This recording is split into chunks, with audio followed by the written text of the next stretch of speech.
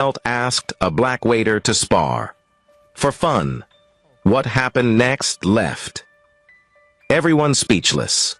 The fluorescent lights of Elite Dragon Martial Arts Academy cast harsh shadows across the polished hardwood floors as Chase Dalton adjusted his pristine black belt for the third time that evening. The invitation-only session was his favorite, a chance to show off in front of his most devoted students, the ones who paid premium rates for exclusive training with the city's most Instagram-famous martial arts instructor. Remember, precision over power, Chase announced to the circle of wealthy professionals surrounding him, though his eyes kept drifting to his phone propped against the mirror. The red recording light blinked steadily, another clip for his 200,000 followers.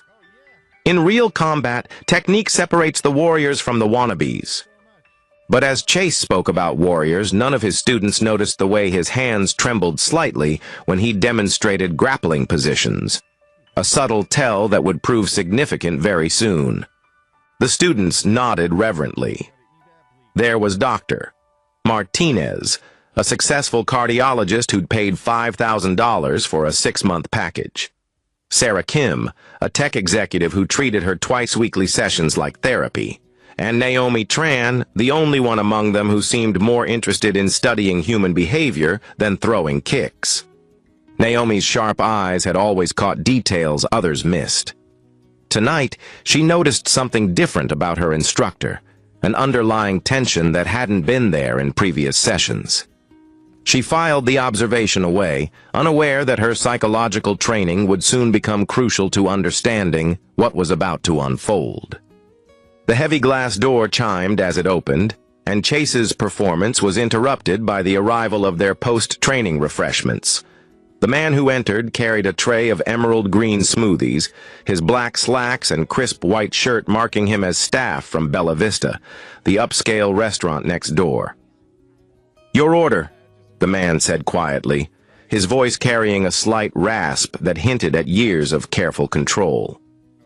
Darius Cole had perfected the art of invisibility over the past 3 years. Keep your head down, deliver the order, collect the tip, move on. But as he set the tray on the reception desk, he couldn't help but glance at the training session. Something about the instructor's stance was off, too rigid, too performative. His trained eye caught what the students missed. Chase's feet were positioned wrong for the throw he was demonstrating. It was a mistake that could get someone seriously hurt. Darius's jaw clenched involuntarily, a muscle memory from years when such details meant the difference between victory and defeat. Chase noticed the scrutiny and didn't like it. He'd built his reputation on being the alpha in every room, and something about this delivery guy's presence felt like a challenge. "Hey, delivery guy!" Chase called out, his voice carrying that particular tone successful men used when they wanted to establish dominance. "You ever stepped on a mat?" The room went quiet. Dr. Martinez shifted uncomfortably. Sarah Kim looked down at her phone. But Naomi watched with the keen interest of someone who'd studied power dynamics in her graduate psychology program. Darius met Chase's gaze briefly, just long enough for Chase to catch something unsettling in those dark eyes, a depth that suggested the waiter might not be as simple as he appeared. "No, sir," Darius replied, though his fingers unconsciously flexed as he spoke, the kind of reflex athletes develop after thousands of hours of training. "Just here to deliver your smoothies." But Chase had already caught the scent of what he thought was weakness, and his audience was watching. The red light on his phone continued blinking, recording what he assumed would be another entertaining moment of him dominating someone. "Come on, don't be shy," Chase pressed, circling Darius like a predator. "You look like you work out. Bet you've only fought over tips at your diner, right?" The cruel laughter from some students echoed off the mirrors, but Naomi noticed something the others didn't. How perfectly still Darius had become. It wasn't the stillness of fear or submission, it was the stillness of a coiled spring. "Actually, I should get back to work," Darius said, but his voice had changed subtly. The deferential tone was gone, replaced by something harder. Chase sensed resistance and doubled down. No, no, no. This is perfect.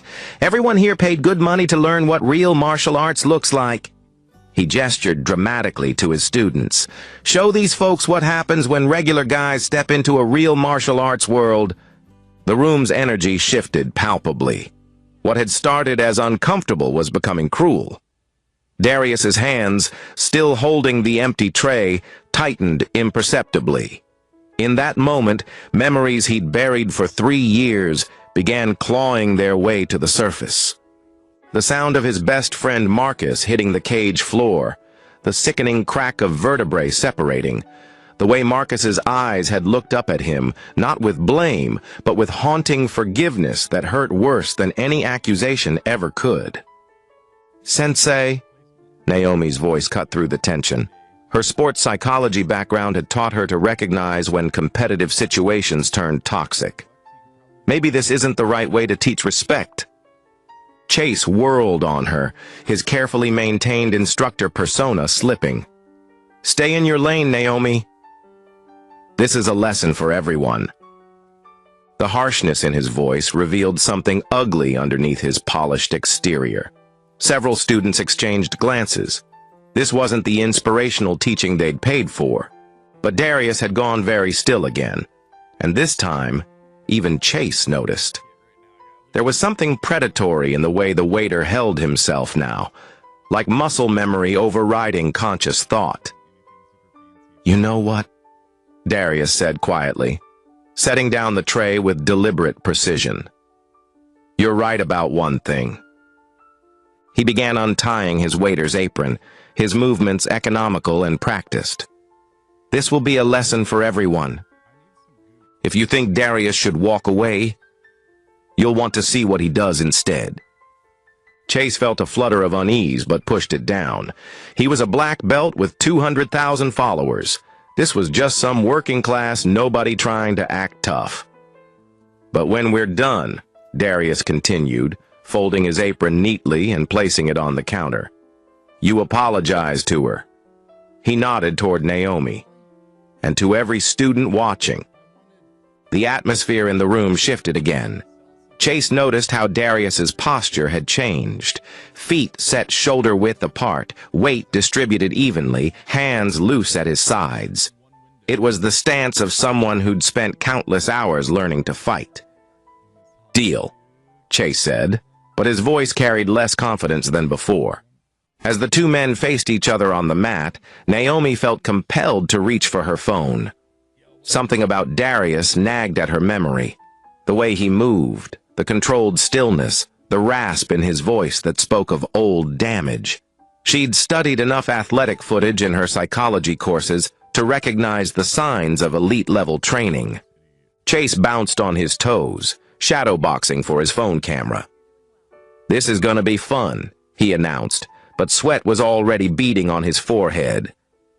Darius simply waited, and in that waiting, years of buried instinct began to surface. Chase launched his favorite combination, the one that looked great on Instagram and had impressed hundreds of students.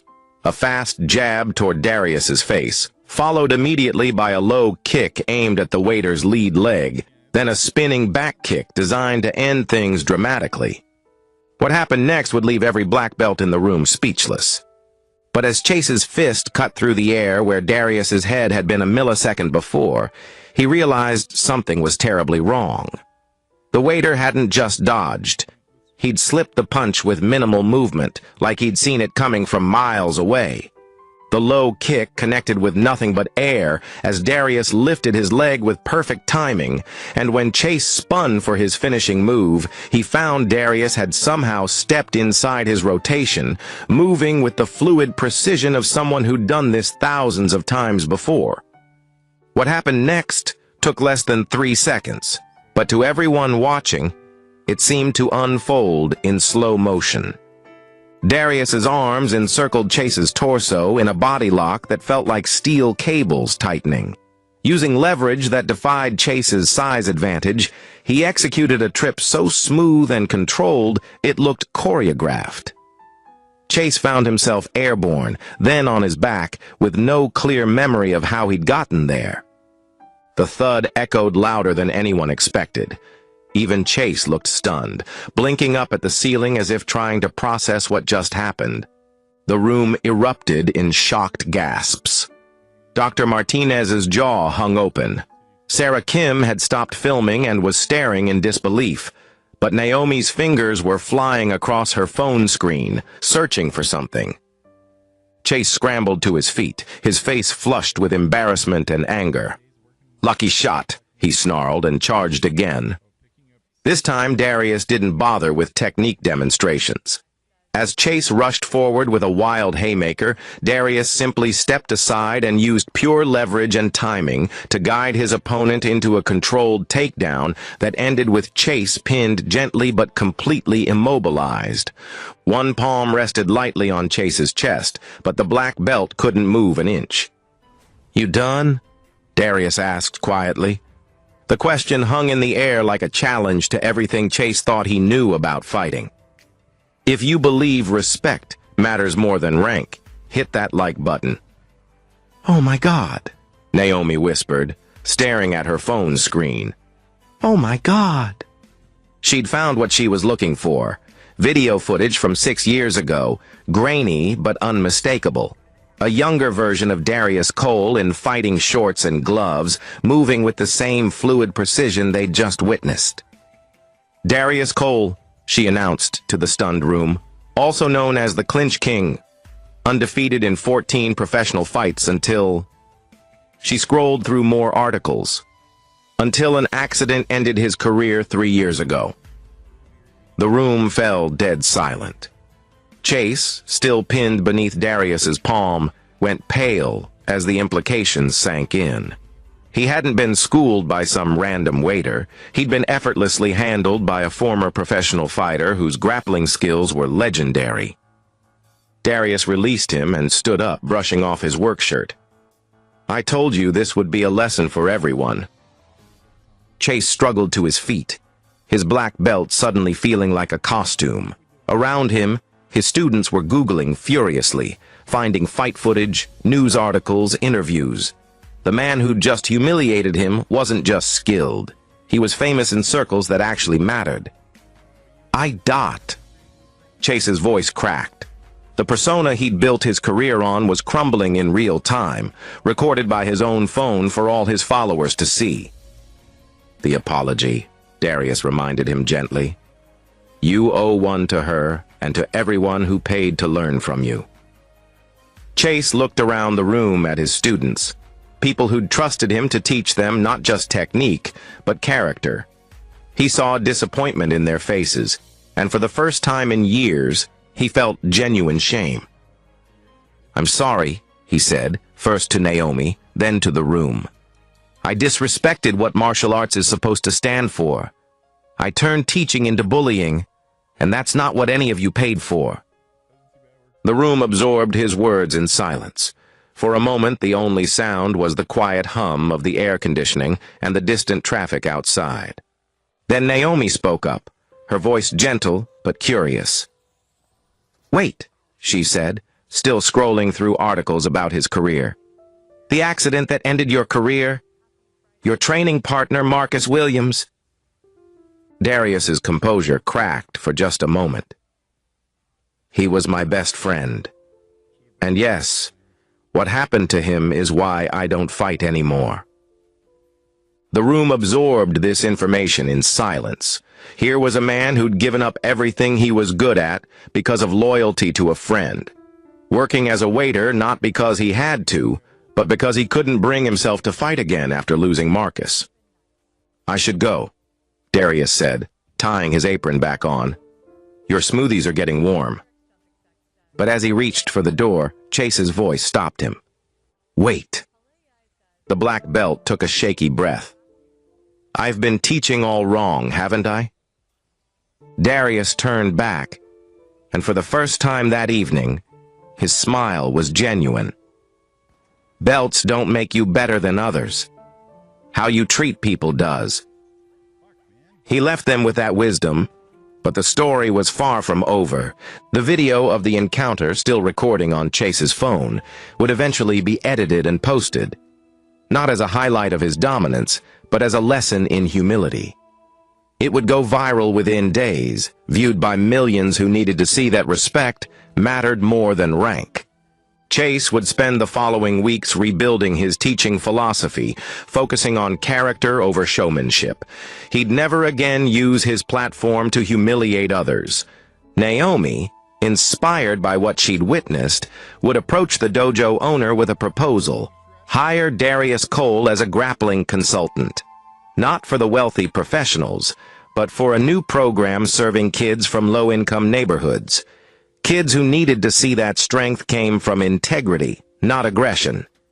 And Darius, who'd spent 3 years running from his past, would find a way to honor both his friend's memory and his own gifts. He'd return to teaching, but this time his lessons would be about more than fighting. Sometimes the most powerful victories happen when we choose not to destroy our opponents, but to show them a better way to be strong. Respect had been restored, but humility had rewritten the lesson. If this story inspired you, like and share, so more people see why character matters more than rank.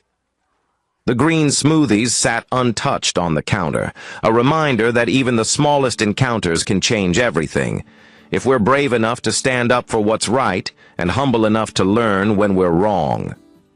Años exactamente, bueno, no exactamente, ¿no? Un grupo de soñadores en La Paz decidió fundar algo que trascendería generaciones. El glorioso Club Bolívar. No imaginaron que... Oye, me he esforzado al hacer el discurso. ¿Qué ponen ZZ, chat? Basta, me he esforzado, se los juro que me he esforzado, bro, basta. Por favor, me he esforzado en el discurso, respétenme un poquito, chat. Bueno, igual lo voy a leer, me la chupan, la verdad. Chat, nefastos. Son unos envidiosos, ¿saben? Son unos envidiosos. ¿En qué me quedé? No imaginaron que ese nombre se convertiría en un sinónimo de grandeza, lucha y de orgullo nacional. 101 años después, Bolívar no es solo un club, es un sentimiento que se hereda, que se sufre y se celebra. Últimamente sufrimos mucho por Robato, ¿no? Es el latido de miles de hinchas que en cada victoria y en cada caída nunca abandonan, ¿verdad? Nomás. Porque ser celeste no es una elección, es una forma de vivir. Muy bien, qué lindo, un aplauso. Bravo, bravo. Muchachos, tremendo discurso. Buenas noches, Edito, ¿cómo estás? Por lo menos ponte tu chompita, pues, un busito para leer el discurso. A ver, cállate, Gabo, ¿vos quieres ser baneado? Este discurso lo he hecho en mi cama, pensando en lo que es ser bolivarista, la verdad. Un aplauso, por favor, y con ayuda también del gran ChatGPT. Un aplauso para ChatGPT. Ah, ¿cuál era la finalización de un ratito? Dice, que estos 101 años sean solo el comienzo de muchas más llenos de alegría. Felicidades, Academia. Felicidades, Bolívar. ¡Bravo! Aplausos para ChatGPT, muchachos. Para vos no, dice. Buenas noches, muchachos, ¿cómo están? Gracias por estar aquí, perdón por prender tan tarde. La verdad estaba viendo mi serie, estaba viendo el regreso de Justin Bieber. Bueno, toda la tarde me vi fútbol, hasta vi el partido del Tigre. Vi el partido de River, vi el partido de Oriente.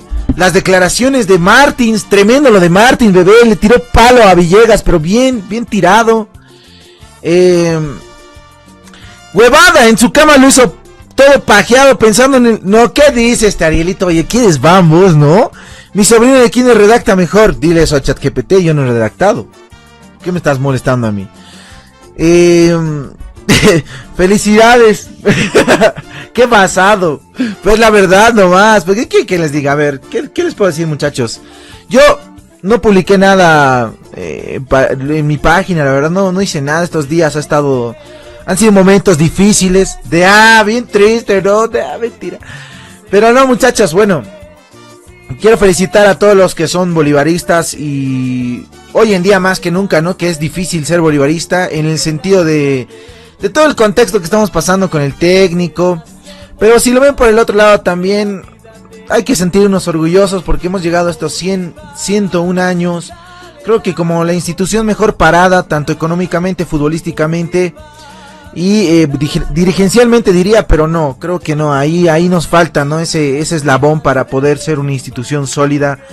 Y como ayer creo que lo decía Dardo Gómez en su publicación en el Cholet, que Dios mío, ¿de dónde cagan tanta plata, bebés? Más fuegos pirotécnicos que en el aniversario de La Paz, no mames. Tremendo, felicidades a los del Cholet, y a ver si pasan pues algunos monies. No mentira. Que dijo que el dirigente tiene que estar siempre al lado del hincha, y eso es mucha verdad, y no es por darle palo a Claure, porque él tendrá sus funciones, las cosas que tiene que hacer, pero creo que por esa parte que estoy... Uy, ¿qué? No, todavía no va a arrancar la fiesta, Tucán, tranquilo. Y por esa parte creo que está bien, ¿no? Está bien. Y bueno, se vienen unas futuras elecciones donde el principal candidato es Dardo Gómez a seguir manejando lo que es este club tan bonito que es Bolívar, ¿no? Por detrás, obviamente, yo creo que tiene que haber gente que lo asesore. Espera, ¿mi gatita se echó pipí? No, ya, más bien. Me ha asustado, chicos, la verdad, me ha asustado. Ya saben ustedes, rayada está mi gatito últimamente, ¿no? No, ¿qué dice este Eddie Pox? Y bueno, muchachos, nos espera, creo, un futuro grandioso. Yo lo dije, creo que esta es una oportunidad ya con el estadio de una vez establecernos como un club de fútbol, pero serio, y fuera de ser autosostenible, que se proyecte a más, ¿me entiendes? No estancarnos en solo ser un club boliviano, sino ya empezar a soñar con, no sé, a ver, por ejemplo, la venta de butacas en el estadio, venta de marketing, merchandising, que se vaya ampliando más las sociedades, ¿me entienden? O sea, yo creo que si una cabeza maneja bien todo eso, creo que podemos despegar, ¿me entiendes? Y no estar ahí creando leyes de mierda con el gobierno, pidiendo perdón para que nos perdonen los impuestos, ¿no? Los gatos, ¿no? Entonces, creo que, o ser un club que está a punto de desaparecer, como Wilstermann, que desapareció de la liga, pero está a punto de desaparecer, pero absolutamente de todo el fútbol. O ser clubes que le están mangueando el auspicio a la UTV y chupándosela al presidente de la federación por subsistir. Entonces, creo que Bolívar es muy grande y tiene, creo que, trascender. Eso es lo que nos falta, trascender, dar ese pasito para trascender y lograr los objetivos que siempre hemos querido, ya sea una Copa Sudamericana o una Copa Libertadores, ¿no? Y siempre tiene que ir de la mano.